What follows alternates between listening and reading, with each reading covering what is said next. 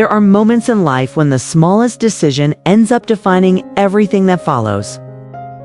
For David and Laura, that moment came after nearly a decade of heartbreak, unanswered prayers, and of quiet nights spent wondering why life had chosen this path for them.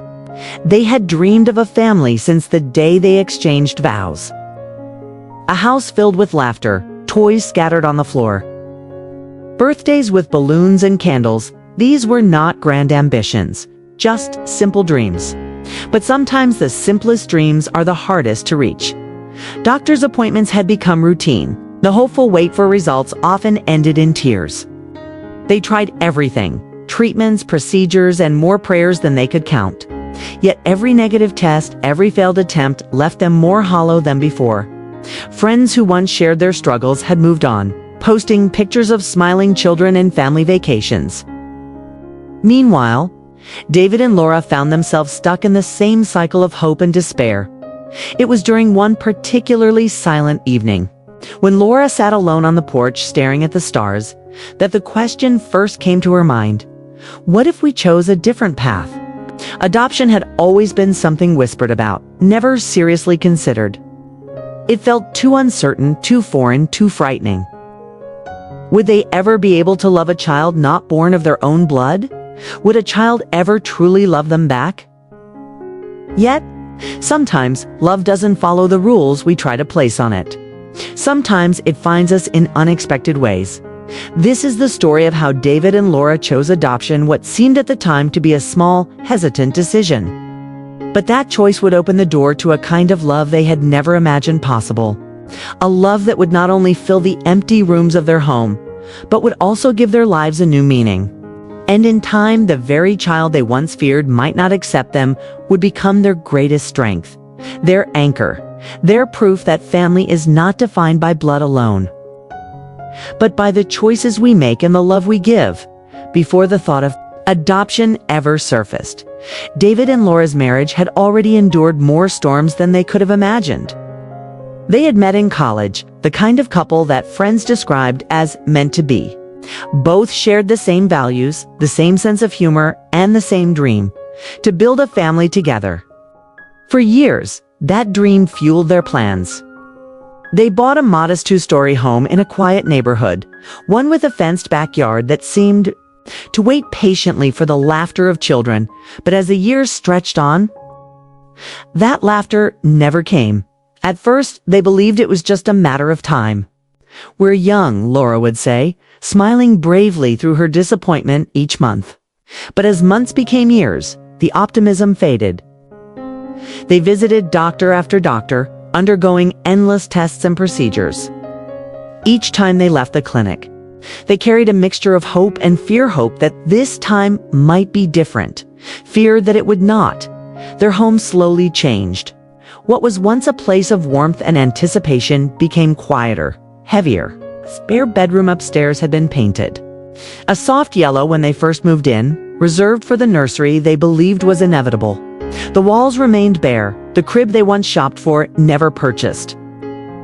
The room became a painful reminder of what was missing, and eventually, the door stayed closed. The strain began to show in their marriage. David tried to be strong, often, reassuring Laura that they still had each other, that their life was not empty. But deep inside, he felt the same gnawing ache. He avoided talking about children with friends and found himself withdrawing from family gatherings where nieces and nephews ran about. For Laura, the pressure was different, heavier. At every family reunion, there was always a well-meaning aunt or cousin asking, "When will we hear good news from you?" She learned to smile politely, while her heart broke a little more each time. Arguments became more frequent.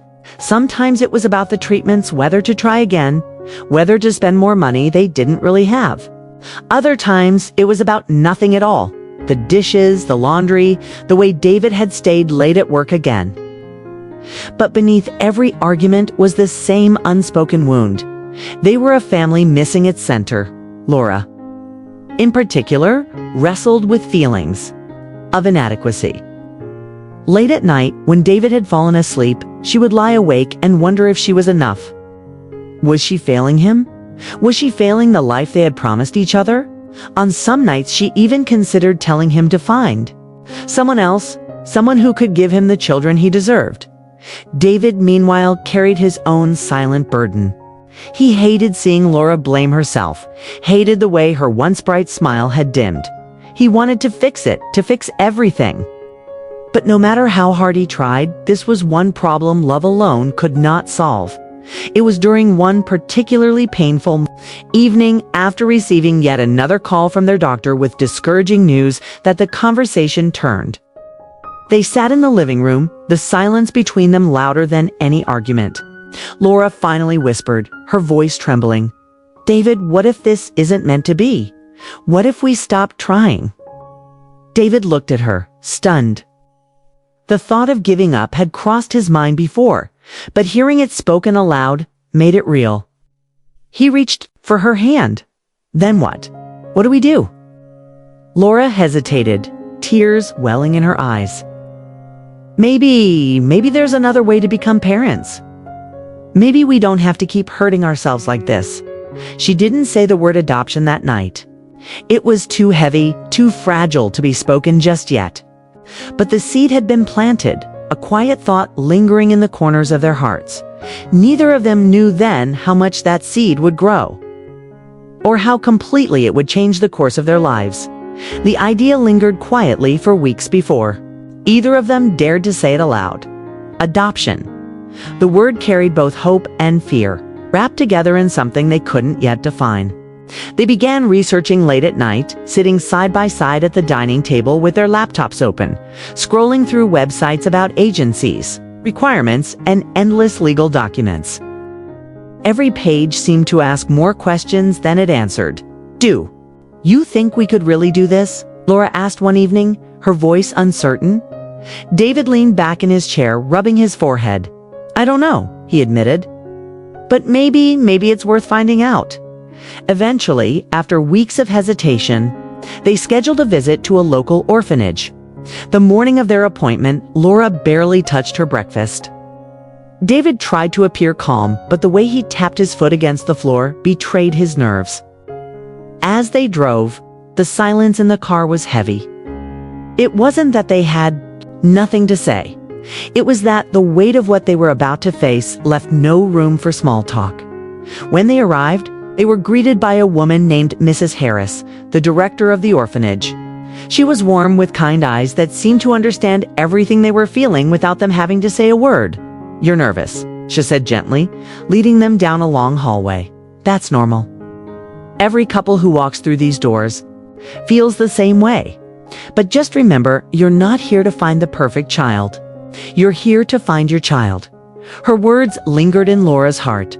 The first room they entered was filled with toddlers. Some played with blocks, others napped in small cribs. A few ran up to David and tugged at his sleeve, giggling. Laura's heart softened, but she also felt overwhelmed. How could they possibly choose? How could they decide who would become part of their family? As they moved through the rooms, Laura noticed one child sitting quietly in the corner, away from the noise.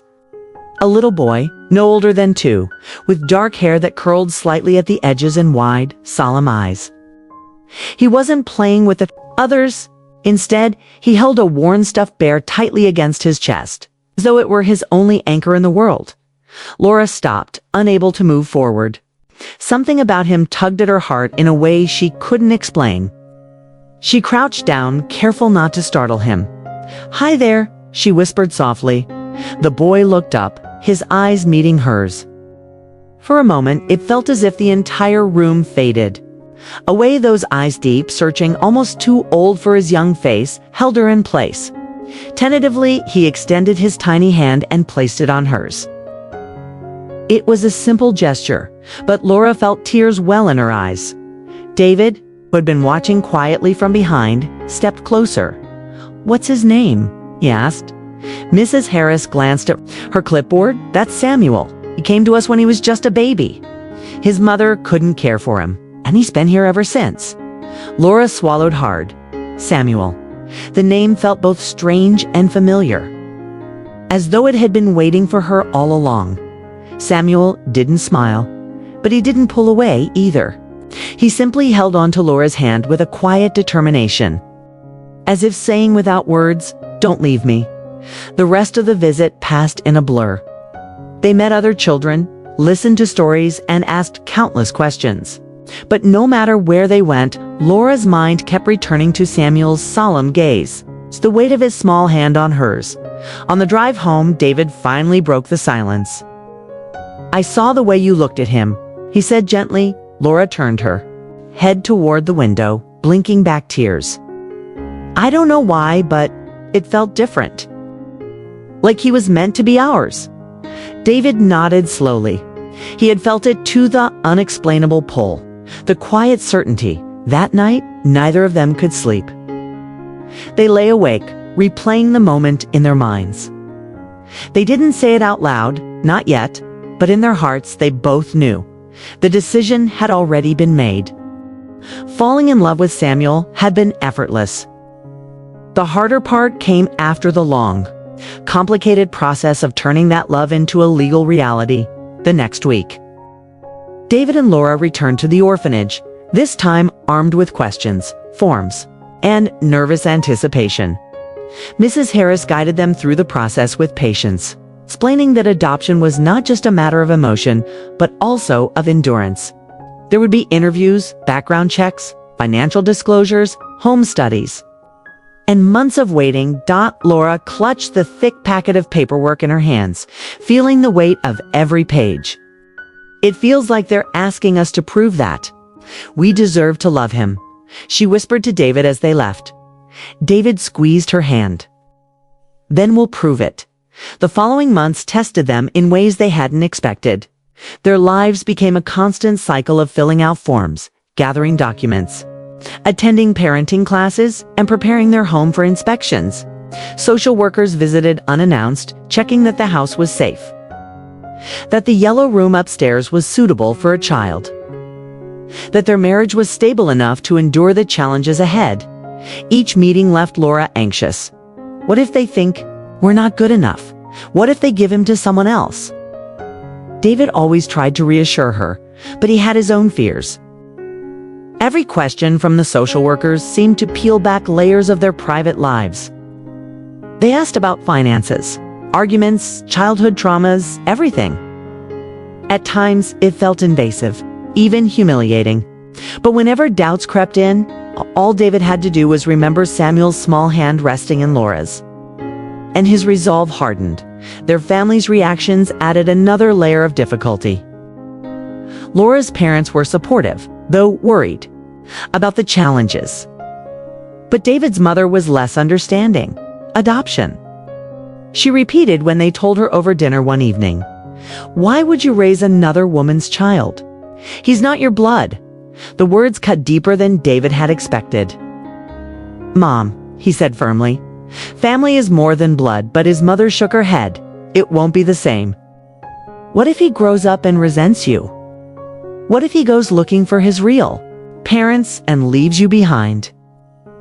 Laura sat in silence, her hands trembling under the table. That night, she cried in their bedroom. "What if she's right?" she whispered. "What if he never sees us as his?" David knelt beside her, taking her face in his hands. "Listen to me, Samuel needs us, and I need you. We're not giving up on this, not on him." Still, the doubts lingered. In quiet moments, Laura replayed his mother's words over and over, her heart twisting with fear. Could she really be enough? Could love bridge a gap that biology never had? The turning point came during one of their scheduled visits with Samuel. The orphanage allowed them weekly interactions while the adoption was under review, giving them time to bond. At first, Samuel was cautious. He clung to his stuffed bear, watching them from a distance. But slowly, week by week, he began to open. One afternoon, as Laura read him a picture book, Samuel climbed into her lap without hesitation. He pressed his head against her chest and whispered a single word, "Mama." Laura froze, her throat tightening as tears spilled down her cheeks. She wrapped her arms around him, holding him close. Across the room, David felt his own eyes blur. That single moment, every doubt, every fear, every piece of paperwork felt worth it when they left the orphanage that day. Laura turned to David, her voice trembling but resolute. He already sees us as his parents. That's all that matters. The final stretch of the adoption process was agonizingly slow. Weeks turned into months as they waited for court dates and official approvals. Each day felt like a lifetime. But finally, after nearly a year of effort, they stood in a courtroom before a judge. Samuel sat in Laura's lap, clutching his bear, while David held her hand. The judge reviewed the files, asked a few final questions, and then smiled warmly. "Mr. and Mrs. Walker, it is my honor to declare Samuel your son." Laura gasped, covering her mouth with her free hand as tears streamed down her face. David squeezed her hand so tightly it hurt, but she didn't care. In that moment, the years of waiting, the heartbreak, the doubts, all of it dissolved. They were a family at last. As they left the courthouse, Samuel reached out with both arms toward David. "Daddy," he said shyly, the word unfamiliar on his lips. David lifted him high into the air, his heart overflowing. "Yes, buddy," he whispered.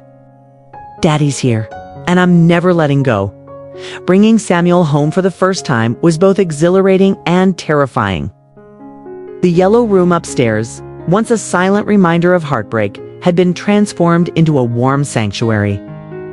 A crib stood by the window, shelves filled with picture books and stuffed animals lined the walls. And a soft blanket Laura had knitted lay neatly folded at the end of the bed. For years, the room had been a symbol of what they couldn't have. And now it was finally alive with purpose.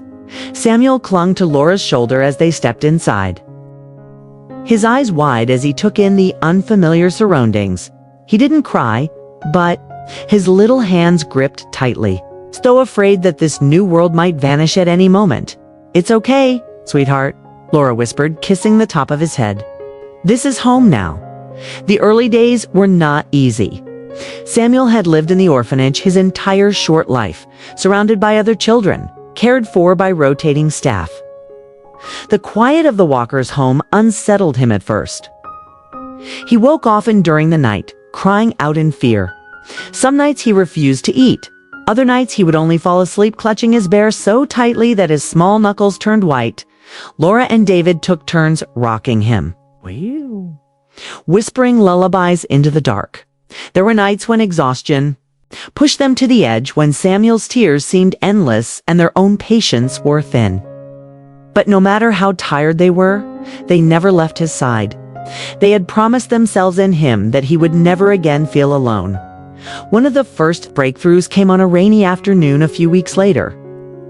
Samuel had been playing on the living room floor, stacking blocks into wobbly towers. When the thunder rumbled outside, he startled and crawled quickly into Laura's lap. She wrapped her arms around him, rubbing his back until he calmed. Then, in a quiet, tentative voice, he whispered again, "Mama." This time, Laura didn't cry, smiled through the lump in her throat and kissed his cheek. "Yes, baby, Mama's here." David had his own moment not long after. One evening, he came home late from work to find Samuel sitting at the kitchen table with Laura. The boy's face lit up the instant David walked through the door. He pushed back his chair, toddled across the room, and lifted his arms. "Daddy." David froze, overwhelmed. He scooped Samuel up, holding him high, laughter breaking through the tears in his eyes.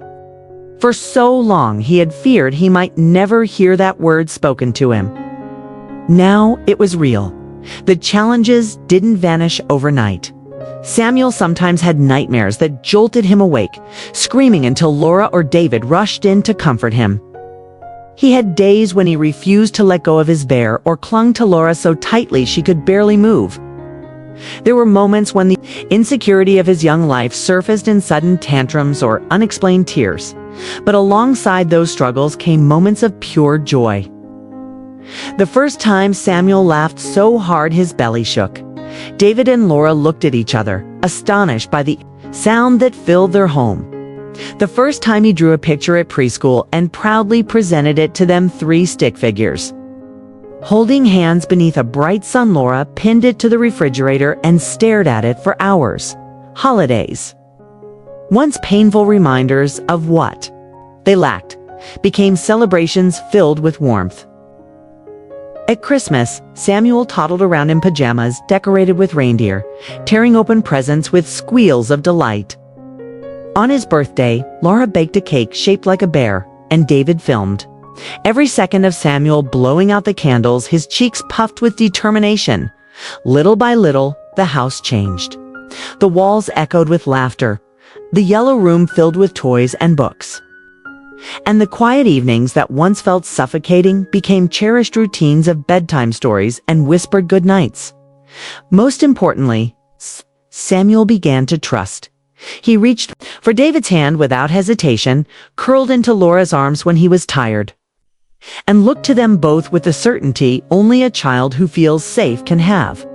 One evening, after Samuel had finally drifted to sleep, Laura stood in the doorway of his room watching him breathe. David slipped his arm around her waist. "He's ours," she whispered. David kissed her forehead, his voice soft, always in the stillness of that moment. They realized something profound. Parenthood wasn't about biology or blood or even the perfect circumstances. It was about showing up every single day, through the tantrums and the tears, through the laughter and the milestones. It was about love that chose and love that stayed. And Samuel, the little boy who once clutched a stuffed bear in the corner of an orphanage, was no longer alone. He was home. As the years passed, Samuel grew, and with each new stage of his life came a fresh set of challenges and joys. What began with sleepless nights and tentative first steps soon turned into school drop-offs, scraped knees, and questions that sometimes left David and Laura speechless. Samuel's first day of kindergarten was harder for Laura than for him. She stood outside the classroom door, her hands clenched tightly together, fighting back tears as she watched him walk inside, his small backpack bouncing on his shoulders. He turned once, catching her eye, and gave a brave little wave before disappearing into the room. "He'll be fine," David whispered, placing a reassuring arm around her. But when they returned home, Laura slipped into Samuel's room, sat on his bed, and cried quietly. It wasn't sadness.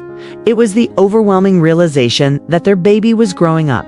Samuel thrived in school. He was curious, always asking questions, always eager to learn. Teachers described him as thoughtful, kind, and unusually empathetic for his age.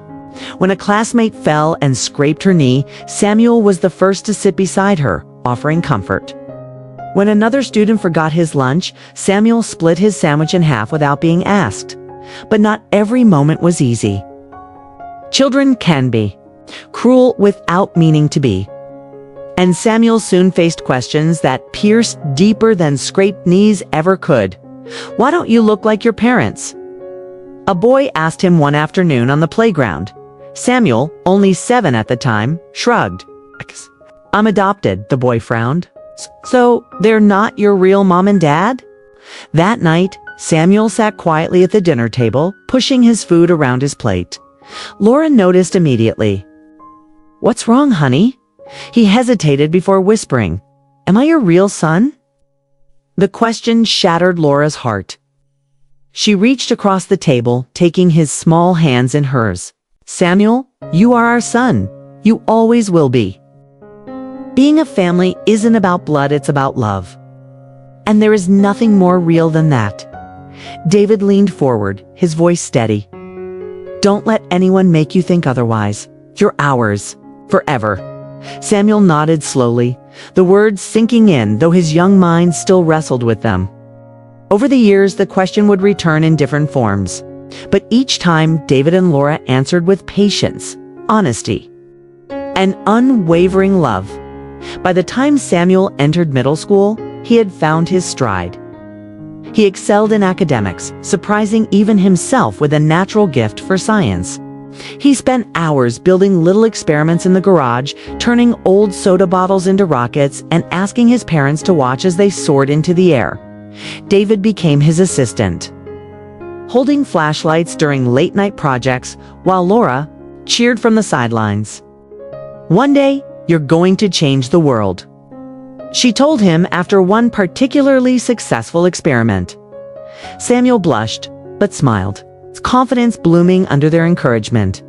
Still, adolescence brought its storms. Samuel had moments of rebellion, slamming doors when rules felt unfair, testing boundaries as all teenagers do. There were arguments about curfews, messy rooms, and the endless hours he spent with his headphones on, lost in music. Laura sometimes lay awake at night, wondering if she was doing enough, if she was guiding him the right way. David reminded her gently, "He's just growing up. This is part of it, but look at the boy he's becoming. It's good, Laura. He's good." And he was. Beneath the teenage moods, Samuel remained the same thoughtful child who had once shared his sandwich at school. When David lost his job during a company downsizing, Samuel, only 14, quietly offered to mow neighbors' lawns to help out. When Laura fell ill with the flu, he stayed home from a party to bring her soup and sit beside her on the couch. It was in these small, quiet acts that David and Laura saw the reflection of the love they had poured into him. He was growing into a young man who not only received love, but gave it back, generously and without hesitation. By the time Samuel reached high school, he had become more than just their son. He was their pride, their proof that the hardest decisions could lead to the greatest blessings. His teachers admired him, his friends respected him, and his parents loved him beyond measure. And though Samuel didn't yet fully understand it, David and Laura often looked at him and saw more than just the boy they had adopted. They saw the little miracle who had transformed their grief into joy, their emptiness into fullness, their house into a home. He wasn't just their child. He was their anchor, their gift, their answered prayer. College was a new chapter not only for Samuel, but also for David and Laura. When they dropped him off at the university dormitory, Laura found herself clutching his arm longer than necessary, her heart unwilling to let go. "You'll call us, right?" she asked for the 5th time, her voice trembling despite her attempt at calm. Samuel smiled, wrapping his arms around her tightly. "Mom, I'll call every day if you want." David chuckled, though his own throat felt tight. "Don't promise something you can't keep, son. Just don't forget, we're only a phone call away." As they drove back home, the silence in the car was heavy. For nearly 2 decades, their lives had revolved around Samuel's laughter, his footsteps, his presence in every corner of the house. Now, the rooms felt too quiet, too empty, Laura confessed that night, her voice breaking. "I don't know how to do this, David. The house feels lifeless without him." David held her hand. "He'll be back. And besides, isn't this what we wanted? For him to spread his wings?" It was true. Samuel thrived in college. He pursued engineering, drawn by the same curiosity that had once filled the garage with experiments. He called often, sometimes to share his excitement about a project, other times just to check on them. Laura saved every voicemail he left, replaying them on nights when she missed him too much. But college life was demanding, and Samuel faced pressures he hadn't known before. There were exams that left him exhausted, financial struggles that weighed heavily, and moments of self-doubt where he wondered if he was truly good enough. One late evening, after failing an important test, Samuel sat in his dorm room staring at the ceiling. He picked up his phone and called home. David answered. "Hey son, everything okay?" "No," Samuel admitted, his voice breaking. "I failed. I studied so hard, but I still failed. Maybe I'm not cut out for this." There was silence for a moment, then David spoke firmly. "Listen to me, Samuel. Failure doesn't define you. What defines you is how you rise after it. Your mom and I didn't choose you because we thought you'd be perfect. We chose you because we wanted you. And nothing, no grade, no mistake will ever change that." Samuel wiped his eyes, the weight lifting a little. "Thanks, Dad." I needed that. That call became a turning point. Samuel pushed forward, learning resilience in ways that went beyond academics. He began tutoring other students, discovering that teaching helped him understand better himself. Slowly, his confidence returned. During his junior year, Laura was diagnosed with a minor heart condition. Though the doctors assured them it was manageable, Samuel rushed home immediately, skipping classes to be by her side. He cooked for her, cleaned the house, and accompanied her to every appointment. Laura protested gently, "Sweetheart, you don't need to do all this. Focus on your studies." But Samuel shook his head. "You've spent my whole life taking care of me.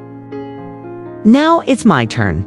For David and Laura, watching their son step into this role was both humbling and heartwarming.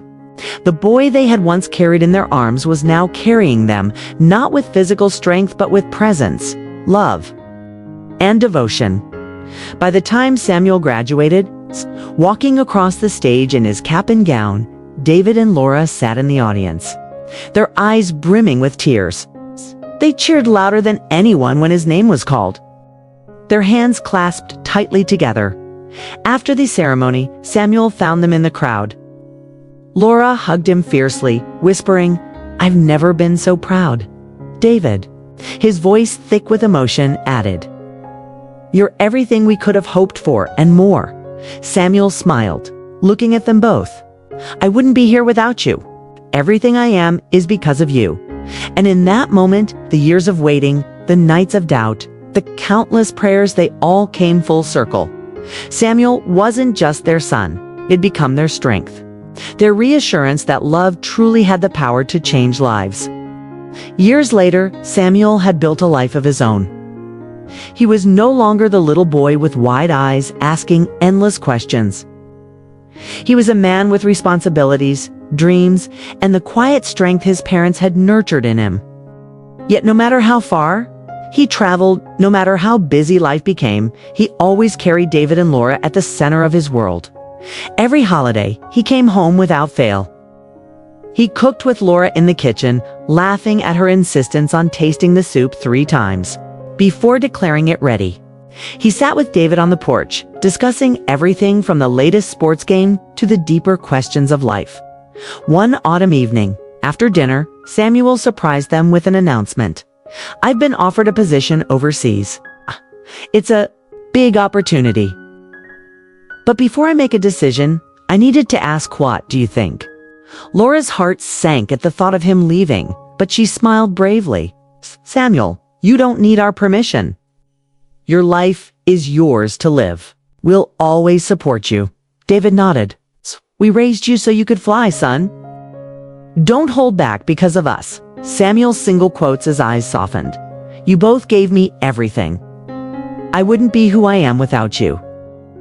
I just wanted you to know, no matter where I go, you'll always be home." That night, as Laura and David sat together after Samuel had gone upstairs, Laura whispered, "Do you ever think about how different life would have been if we hadn't made that choice? If we hadn't signed those papers, hadn't said yes?" David took her hand, his voice firm yet tender. "I don't even let myself imagine it, because that one choice gave us Samuel. It gave us laughter in our home, a reason to get up every morning, and a bond that nothing could break. It was the best decision of our lives." As years passed, their family grew. Samuel eventually married and had children of his own. Watching him cradle his newborn daughter, David and Laura felt an indescribable sense of completion.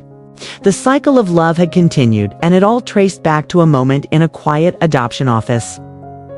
When 2 people chose love over fear and hope over despair, Samuel often told his own children stories of his parents' devotion. "Grandma and Grandpa didn't just give me a home," he would say, "they gave me a life. They showed me that family isn't about blood, it's about love, commitment, and the choice to stand by one another." And whenever he looked into his parents' eyes, even in their old age, he knew his gratitude could never truly be expressed in words. His success, his kindness, his resilience, all of it was a reflection of them, David and Laura. sitting side by side on the porch in their twilight years, would sometimes watch Samuel playing with his children. Laura would lean against David and whisper, "Our little boy grew up." David would smile, eyes misty. Yes, he did. "And look at the man he's become." In the end, their story was not about wealth or status or even struggle.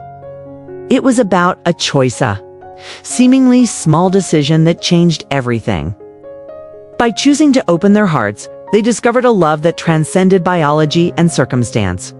They learned that sometimes the most life-changing decisions are not the grand ones, but the quiet, ordinary yes that comes from a place of love. And so, their legacy lived on not only in Samuel, but in the generations that followed. A reminder to anyone who heard their story: one choice, one moment of courage, can alter the course of a lifetime. Life is full of choices. Some are simple, some are difficult, and some feel almost insignificant at the time. Yet, as we saw in David and Laura's story, one small decision, the decision to open their hearts to a child, reshaped their entire lives. Perhaps you've faced moments like this too. A decision that seemed ordinary in the moment but changed everything when you looked back. Maybe it was choosing to forgive, choosing to stay, or choosing to take a chance on someone who needed you. We share stories like this because they remind us that the power to transform a life often begins with a single yes. And sometimes, that yes doesn't just change one life, it creates ripples that extend for generations. So, as you finish watching this story, we invite you to pause and reflect. What choices have shaped your life? Was there a moment when a simple decision became the turning point in your journey? We would love to hear your story. Share it in the comments below, not only for us, but for everyone who may need a reminder. That hope, love, and courage can grow from the smallest decisions. And if this story touched your heart, consider subscribing to Real Moments. Each week we bring you true stories of resilience, redemption, and love, the kind of stories that remind us of what truly matters. Because in the end, it's not the grand gestures that define our lives. It's the quiet choices, the ones we make with love, that change everything.